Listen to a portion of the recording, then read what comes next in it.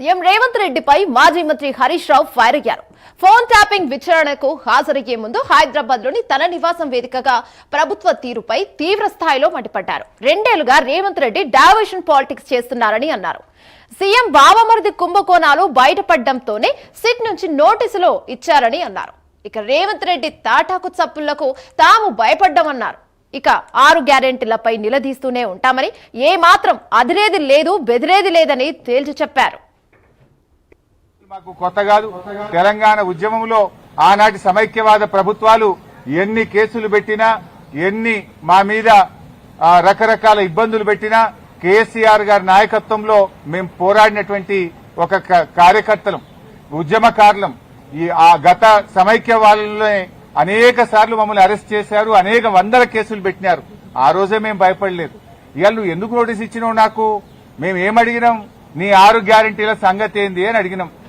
నువ్వు bond paper మీద రాసిచ్చిన మహిళలకు మహాలక్ష్మి 2500 ఎప్పుడు ఇస్తావు అని అడుగుతా ఉన్నాం. నువ్వు అవ్వ తాతలకు 4000 పెన్షన్ ఎప్పుడు ఇస్తావు అని అడుగుతా ఉన్నాం.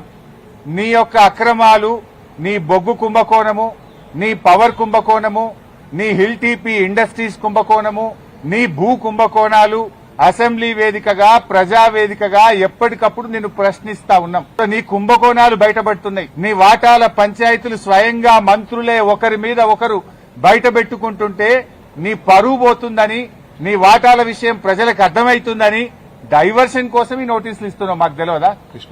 ఇవాళ కృష్ణా నీళ్లను ఆంధ్రాకి అప్పచెప్తున్నావు.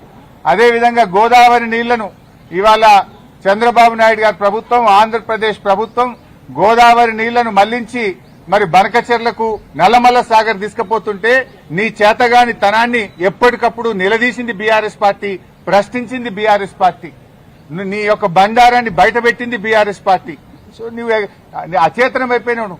నీదంతా బయటపడిపోతా ఉంది కనుక ఈ డైవర్షన్ టాక్టిక్స్ చేస్తున్నావు. మాకు తెలియదా? నువ్వు ఎన్నికలకు ఈ డ్రామాలు ఆడుతుంటావు. పంచాయతీ ఎన్నికల ముందు అప్పుడేమో మా కేటీఆర్ గారికి నోటీస్ ఇస్తావు. ఇప్పుడు మున్సిపల్ ఎన్నికలకు రేపో మాపో నోటిఫికేషన్ వస్తుంది కనుక మాకు నోటీస్ ఇస్తా ఉన్నావు. నీ సంగతి తెలియదు ఏముంది? మొన్న పంచాయతీ ఎన్నికల ముందేమో రైతు బంద్ వేసినావు. ఇప్పుడు యాసంగి పంటకు ఎందుకు రైతు బంద్ వేస్తలేవు? పంచాయతీ ఎన్నికలు లేవు. కేసీఆర్ గారు ఎప్పుడైనా డిసెంబర్ నుంచే రైతు బంద్ స్టార్ట్ చేసిండు. జనవరి అయిపోయినా రైతు బంద్ పట్టలేదు. పంచాయతీ ఎన్నికల ముందేమో బతుకమ్మ చీరలు ఇచ్చినావు, మహిళలకు వడ్డీ లేని రుణం ఇచ్చినావు, రైతు బంద్ ఇచ్చినావు. ఇప్పుడు మున్సిపల్ ఎన్నికలు వచ్చినాయి, ఊర్లో నిడిచిపెట్టిండు, రైతు బంద్ ఎగ్గొట్టిండు. ఇప్పుడు ఇయాలటి నుంచి పట్టణాల్లో బతుకమ్మ చీరలు వస్తారట, ఇయాలటి నుంచి పట్టణాల్లో మహిళలకు వడ్డీ లేని రుణం ఇస్తారట. ఇగో ఇవాళ మాకు ఈ నోటీస్ ఇచ్చి మమ్మల్ని ఎంగేజ్ చేసే ప్రయత్నం. అంటే పొలిటికల్ గా బీఆర్ఎస్ పార్టీ థ్రెట్ గా ఆయన ఫీల్ అవుతా ఉన్నాడు. పంచాయతీ ఎన్నికల్లో రేవంత్ రెడ్డి అంచనాలు తప్పినాయి. 40% సర్పంచులు గెలిచి బీఆర్ఎస్ పార్టీ అద్భుతమైన విజయాన్ని సాధించింది. దాంతో ఆయనకు దిమ్మ తిరిగిపోయింది. ఈ మున్సిపల్ ఎన్నికల్లో కూడా మళ్లీ బీఆర్ఎస్ పార్టీ బలమైనటువంటి ప్రత్యర్థిగా ఉంది కనుక ఈ డ్రామాలన్నీ షురూ చేసిండు. చీరలు వంచి ఎన్నికలు వచ్చినాయి కనుక చీరలు వంచుతా, వడ్డీ లేని రుణం పంచుతా అని డ్రామాలు స్టార్ట్ చేసిండు. మాకు ఈ నోటీస్ ఇచ్చి ఫోన్ ట్యాపింగ్ కేసులో ఏదో ఉంది అనేటువంటి ఒక క్రైమ్ సినిమా సీరియల్ లెక్క రెడ్డి గారు వాళ్ళ కుంభకోణాలు, వాటాల పంచాయతీలు అన్ని కూడా బట్టబయలైతా ఉంటే ప్రభుత్వం పరువు పోతా ఉంది. ఈ అంశం నుంచి డైవర్షన్ పాలిటిక్స్ కు రేవంత్ రెడ్డి గారు పాల్పడతా ఉన్నారు.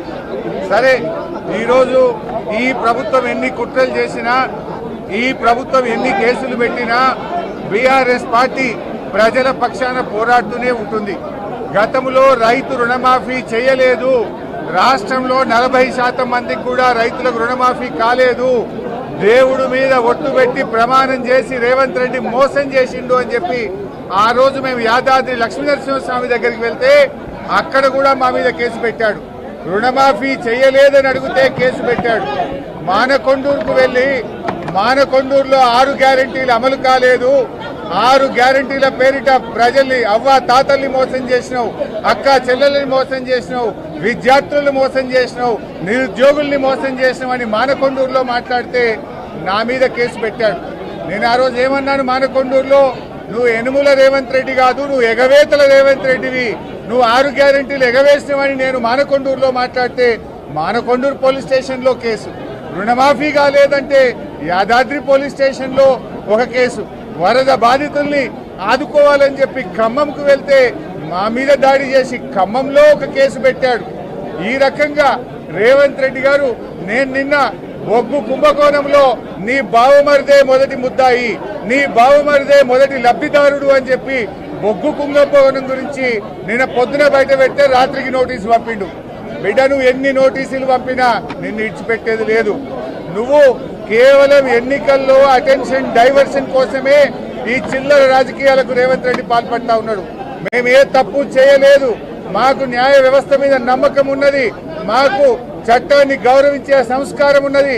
తప్పకుండా చట్ట ప్రకారంగా నడుచుకుంటాం. వాళ్ళు ఎందుకంటే మేము తప్పు చేస్తే టైం తీసుకునే అవకాశం ఉంది, భయపడితే టైం తీసుకునే అవకాశం ఉంది. నువ్వు రాత్రి 9 గంటలకు నోటీస్ ఇచ్చి పొద్దుగాల రమ్మన్నావు. నువ్వు ఇచ్చినప్పుడు నేను సిద్దిపేటలో ఉన్నా. వాస్తవాన్ని నా కొడుకు ఈరోజు సాయంత్రం అమెరికా పోతున్నాడు. అయినా కూడా మాకు తప్పు చేయలేదు గనక భయపడాల్సిన అవసరం లేదు గనక ధైర్యంగా సిట్టు ముందుకు వెళ్తున్నాం.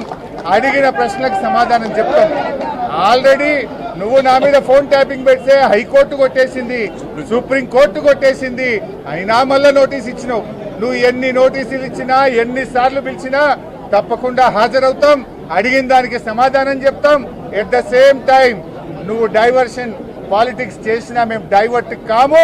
నిన్ను ప్రశ్నిస్తూనే ఉంటాం, నీ వెంట పడుతూనే ఉంటాం, నీ కుంభకోణాలు బయట పెడుతూనే ఉంటాం. నీ యొక్క దండుపాలెం ముఠ ఏదైతే మీ కేబినెట్ ఉందో మీ కేబినెట్ లో పంపకాల వాటాలు, మీ కేబినెట్ దోపిడిని తెలంగాణ ప్రజల పక్షాన ప్రశ్నిస్తూ ఉంటాం. మేము కేసీఆర్ నాయకత్వంలో ఎదిగిన పిల్లలం, ఉద్యమకారులం.